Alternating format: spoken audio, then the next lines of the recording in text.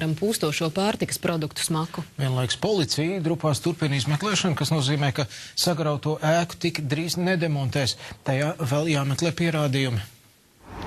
Zolitūdes traģēdijas izmeklēšana turpinās. Te katru dienu parādās jauna informācija, kas izmeklētājiem varētu palīdzēt norādīt vainīgo virzienā. Tikmēr šeit Zolitūdē iedzīvotāji sākuši sūdzēties par nepatīkamu smaku, ko rada sagrūjušajā veikalā palikušie produkti, kas sākuši bojāties. Tāpat apkārtnē parādījušās žurkas. Traģēdijas vietas apkārtnē dzīvojošie norāda, ka smaku palīdzējis nomākt tikai pagājušo nedēļu uzsnigušais sniegs. Ejot šeit garām, kad vēl nebija iestājies sāls, bija nepatīkami. Tas droši vien bija no tiem produktiem, kas palikuši veikalā. Policija šodien atļāva Rīgas domai sākt grūvešu savākšanu veikala ārpusē. Veikala konstrukcijas traģēdijas vietā gan šogad netiks nojauktas. Tas stingri uzrauga likumsargi. Maksimāli vēl jāvāc pierādījumi un jāveic izmeklēšanai nepieciešams eksperiments. Šobrīd ir būtiski mums pirmām kārtām pabeigt notikuma vietas apskati, un mēs viņu nevaram pabeigt, jo policijas darbiniekiem iet šī sagrūšajā veikalā pašlaik ir bīstami un nav pieļaujami riskēt ar viņu dzīvībām.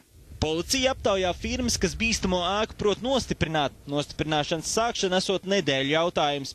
Tiesa, daži uzņēmumi no šī darba pat atteikušies.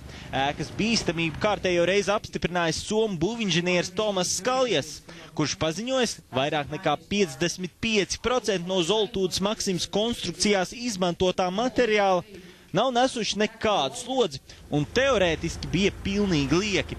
Risinājums bijis ne tikai absurds, bet arī izšķērdīgs. Kallies šo informāciju rīt iesniegs policijā. Līdz šim gan soma informācija nesot izrādījusies policijai lietderīga.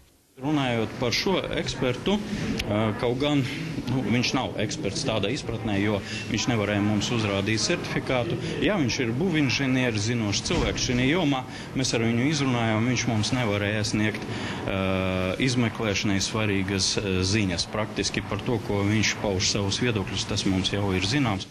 Likumsargi gan stāsta, ka ņem vērā jebkuru informāciju. Kādu laiku pat darbojās e-pasts, kur cilvēki varēja iesūtīt savas liecības par notikušo.